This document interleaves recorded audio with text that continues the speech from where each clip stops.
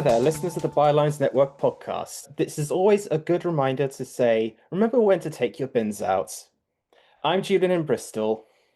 And I'm Stella in Manchester. So we are reviving the preview a little bit early because there's two by-elections that we really need to talk about, and we know enough information about one that we can talk enough about it. We're going to be discussing the Greater Manchester Mayoral election coming the 30th and the impromptu call of attention of a crying toddler that's happening in Clacton. So here we are, residents of the South and a resident of Manchester to talk about both. So which one do you want to talk about first? Because one's a complete farce, and the other one I think is a bit more serious. Should we do Yeah, Clacton? let's just talk about the one that everybody is talking about because it is genuinely hilarious. And it's so bad. Like, I know the thinking behind it. For all those who have been living under a rock or in blissful World Cup ignorance where you consume nothing but football, God, I wish that were me. Nigel Farage has been in trouble with the establishment for a while now because, well, he got given £5 million and didn't declare it, which you kind of have to do if it's a gift.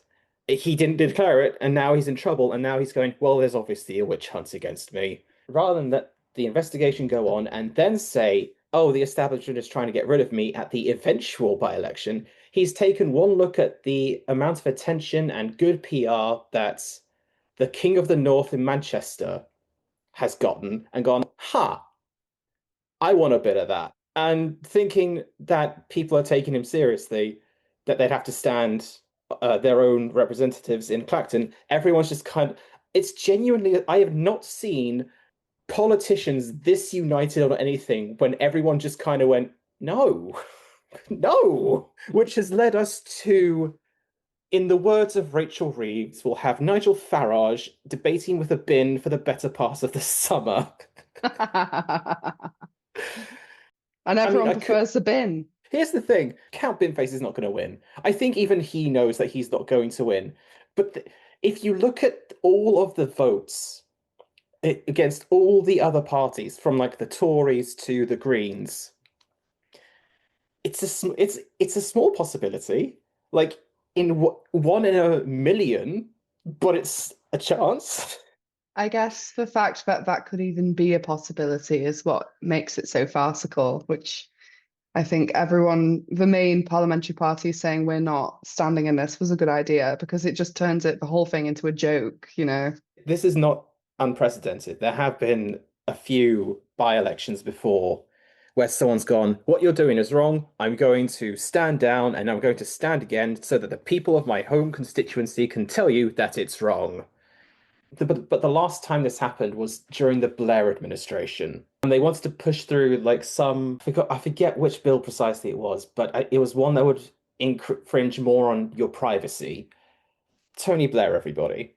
David Davis, Conservative MP and future prominent voice, anti-Brexit voice, said, no, that's wrong. I'm going to stand in a by-election that I'm now triggering.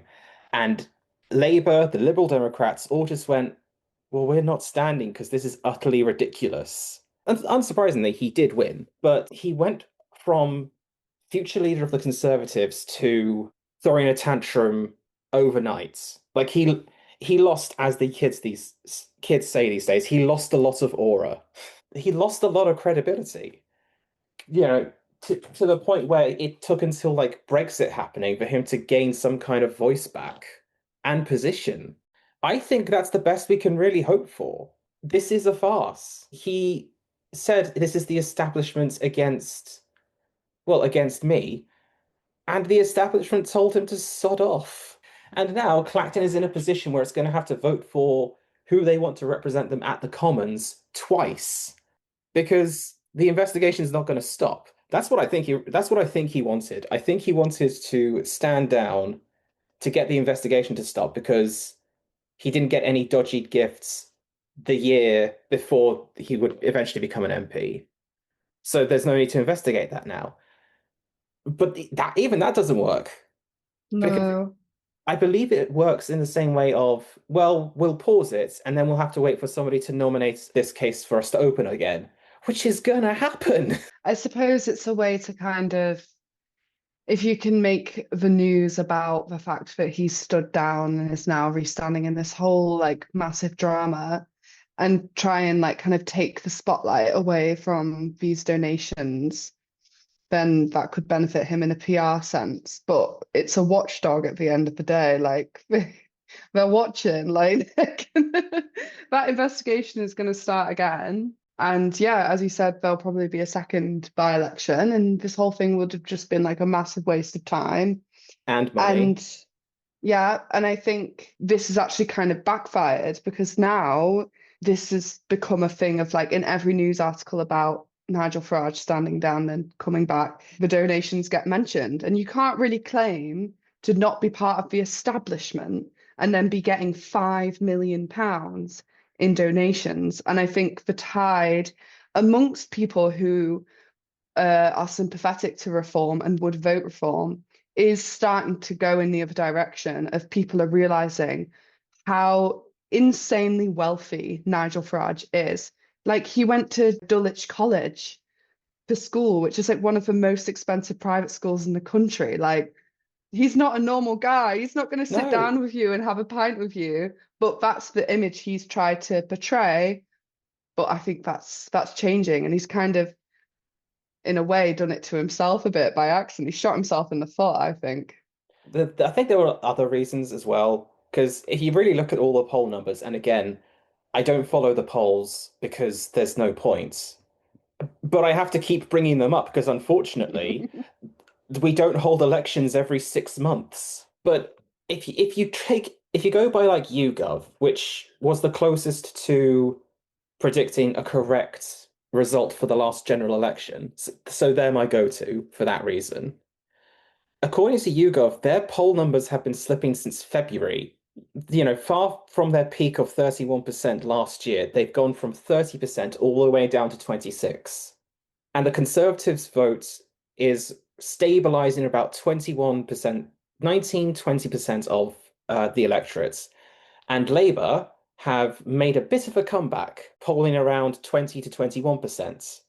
So they've taken a 7 point lead in the polls down to a 5 point lead in the polls, which makes all the difference. Because if you remember at the last general election, Labour won 66% of the seats with 35% of the votes.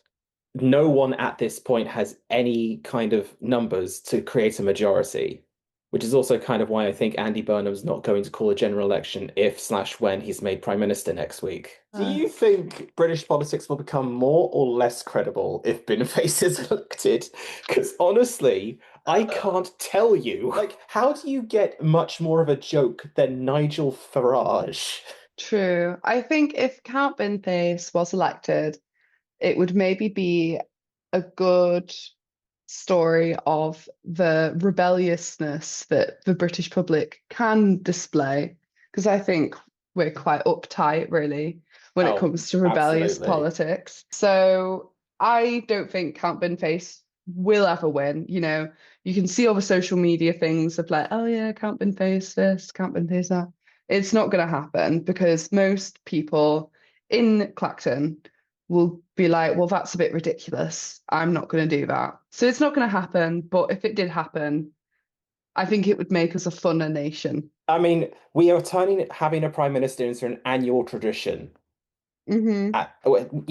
We can't get much more of a joke than we already are. The story of Clacton isn't Binface, in my opinion. The story of Clacton No. is how Reform in particular are reacting to it. Because I genuinely think Nigel Farage might actually be scared. For one reason and one reason alone, he's taken activists from the Greater Manchester Mayoral election, a winnable election for him, because I think Labour are polling about 33% and it's like 29% for Reform in second place. Like that's achievable if you put the hard work in to overturn Mm. that. He's taken activists from there to Clacton, which he's going to win anyway Because let's face it, he would not have done this move if he was going to lose the by-election. And all of the reform voters online are doing the same thing of trying to convince everybody that Count Binface, a comedian whose main gimmick is putting a garbage bin on his head, is part of the establishment because he's a comedy writer for the BBC. Like, It's just as soon as you stoop as low to seriously debate a comedian in a costume who is clearly his whole thing is to show, to kind of protect British democracy, to show how ridiculous a candidate could be. It just, it doesn't matter if Nigel Farage wins because the way he won would have been so degrading and so humiliating, just so humiliating that it's just going to be an embarrassment for him, even if he wins. Even if, like, by a lot, the fact that there is a chance that Binface could get like quite a chunk of votes compared to the usual like 200, 300 as a joke votes, it just makes it ridiculous and it makes him seem stupid. this could be the first time that he actually keeps his deposits. And if Binface keeps his deposits, that's going to be seen as a victory to everybody else except Reform UK. That's what I think he's most scared of. He's going to win. He had Yeah. 46% of the vote last time and won by like 10,000 votes. He's picked Clacton specifically because it was the most Nigel Farage friendly constituency in the UK. If Binface comes second by, say, I don't know, say he gets 10,000 votes, that's embarrassing. Like, how do you not get enough people to vote for you that they would rather vote for a guy with a bin on his like? And I don't know, there is a small part of me that thinks the people of Clacton might actually do it. We are the same nation that decided to name an expeditionary boat Boaty McBoatface, for crying out loud. I just find it funny, like watching the kind of the BBC interview with him, where the interviewer is like being completely serious, being like, "When will you take your costume off in Parliament?" And it's like, oh my God, this is just, it feels so, this feels like such a surreal chapter of British politics. And I thought the lettuce was already surreal enough. Who'd have thought we'd get like another news item like the lattice? Thank maybe the future is worth living for. Time to go on to the next one, which we are probably going to be mentioning the Clacton by-election quite a bit more because you can't have one without the other now. I don't know if anyone read the news, but Andy Burnham got made an MP. And back in the old days, this would probably not mean that he would have to resign his post as Greater Manchester Mayor. The new rules saying you can't have two jobs whilst being an MP means he can't do that anymore. We had a very similar thing in the West where a guy called Norris got elected MP and then had to resign as Wecker mayor. I do think it's also about like how much power you can have to be prime minister and also mayor of what's seen as the second city of England is Oh, my dad's not from Birmingham. popular. Be careful how you say that. Birmingham is bigger than Manchester, but culturally speaking, a lot of people consider it to be a second city because people are snobby about Birmingham. But I love Birmingham, so Thank you.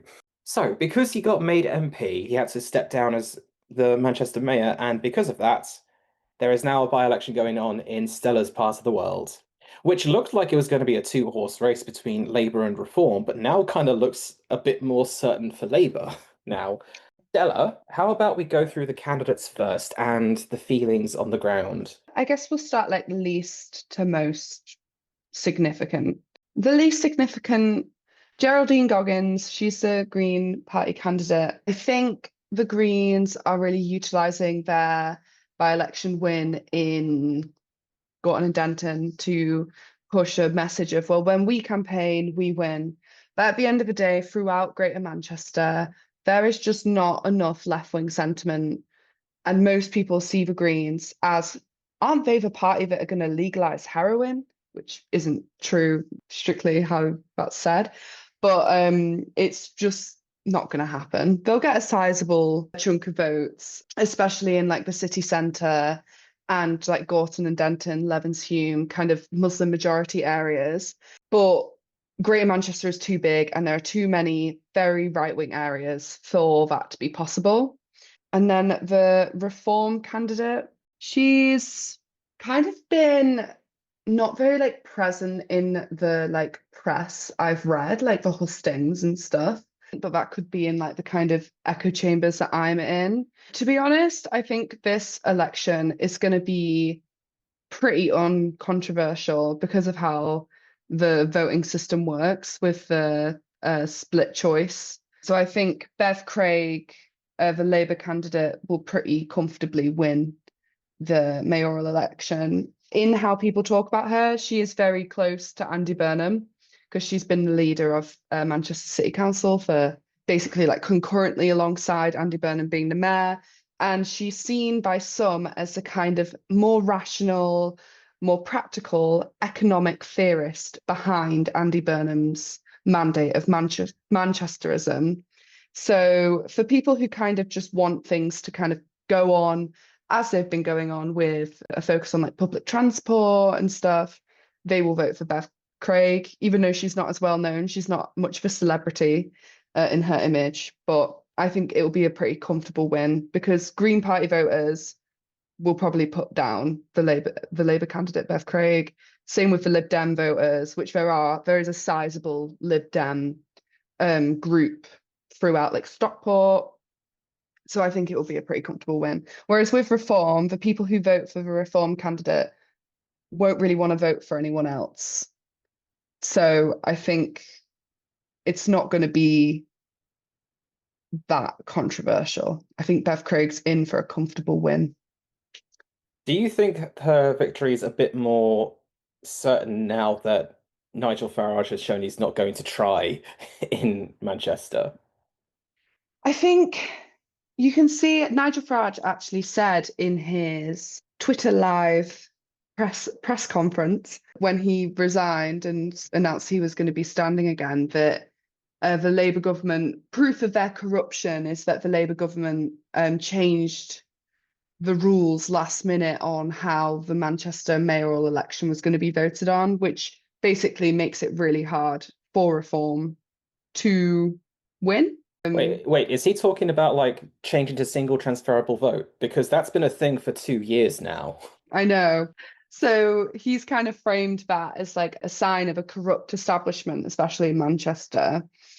And I think with Reform voters, especially, the kind of vibe is if they don't think they're going to win, they'll just not bother, they'll not vote, or they'll not engage much. And when you don't have as many people on the ground knocking on doors, I do think this whole Nigel Farage debacle will impact the election, not in terms of public opinion of Nigel Farage, more about the fact that I think the constituency of Reform voters have been historically very hard to politically engage. So if that engagement isn't right there in front of them, they are less and less likely to vote, especially if it's with a system that they see as corrupt. And Nigel Farage himself has kind of confirmed we're not going to win that election. Do you think there is any chance for Restore to finally make their mark on this one? I don't know. I think that is possible. We in like the more kind of further out areas around Greater Manchester, like around like Wigan, there is a very intensely nationalistic and far right block of voters, or like right wing block of voters. But I think they'll split the vote more because there's more people to split. But I don't think they're going to make some big mark because I think with people's proximity to an urban centre, even if you live somewhere like Wigan, people don't drift as intensely far right as maybe people in very, very rural areas do, because there is always that link to a metropolitan centre, Hmm. and that kind of acts as a slight barrier to drifting further and further right because you're not just like completely by yourself in the wilderness.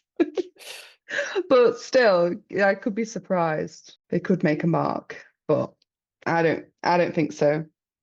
Yeah, I don't know. It's very hard to talk about this one anymore because, again, this was winnable. According to the first polls from Hope Not Hate, which is from the 22nd of May to the 5th of June, Labour only had a 3.1 lead. Like, that is so easy to overturn, but now it's just kind of hard to know what's going to happen because, well, what's the point of a two-horse race if one of the horses doesn't turn up? I need to protect a by-election in an area that I won like 46% of the votes. I just think the way the voting system will work for the mayoral election, what is it? Like you require a 40% majority on the first round of the first bit of votes to just win. No party is going to get 40%. So then we'll go to the second choices, Mm. which the way reforms politics works is that it is intensely tribal.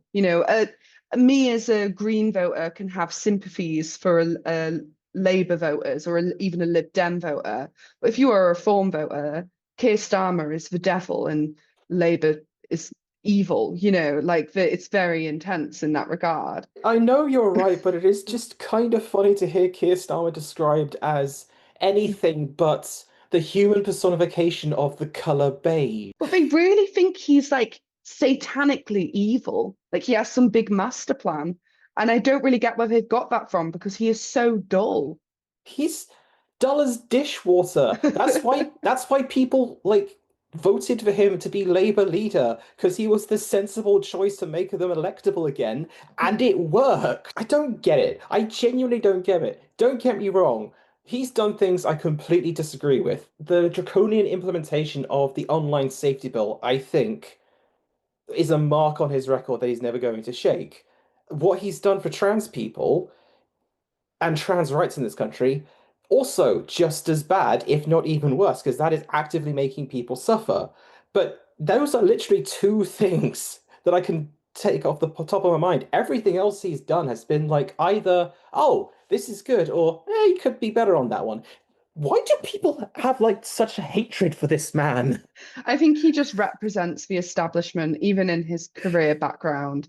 He represents the kind of deep state to them in a way. It's all very conspiratorial. So even the most innocuous of people can become like evil satanic figures in these like very conspiratorial spaces. So I think they just need like a bad guy. yeah, I suppose it's an easier answer to everything going on as well. Like if you are in a bad socioeconomic position and you have been for years, the easy answer is to blame it, pin it on one guy, because the true answer is quite complicated, really, and also probably quite painful. So just pin it on Keir Starmer, who you could pin anything on because he is so dull. He becomes just like a blank sheet that you could prescribe anything to him. So, there we go, listeners. We have Bindependence Day to look forward to, and also the Greater Manchester mayoral election is happening. Until then, I've been Julian in Bristol. And I've been Stella in Manchester.